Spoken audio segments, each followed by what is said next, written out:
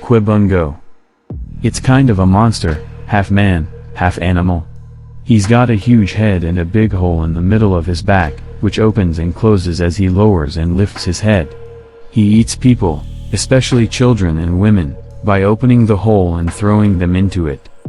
Quibungo, also called Quibungo or Quibungo, is a myth of African origin that arrived in Brazil through the Bantus and settled in the state of Bahia.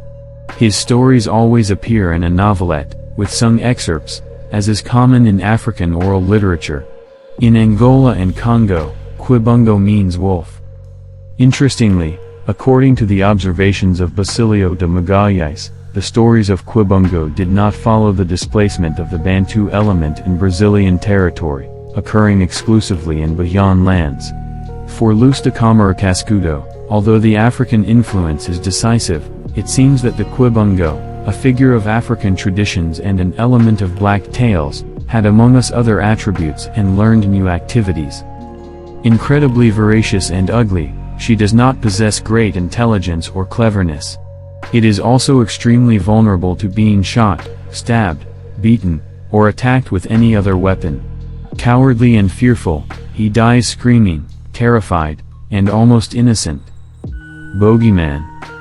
According to legend, Quibungo is a kind of black boogeyman, an unexpected African visitor who ended up in Bahia, where he became part of the local folklore. It is a variation of Tutu and Kuka, whose main function was to discipline, out of fear, rebellious children and make them reluctant to go to sleep early.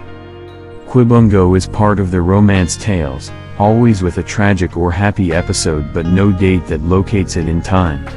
He's an old bag man for boys, a terrifying child eater who preys on the disobedient. Undoubtedly, this is an effective means of charging discipline for the imposition of fear.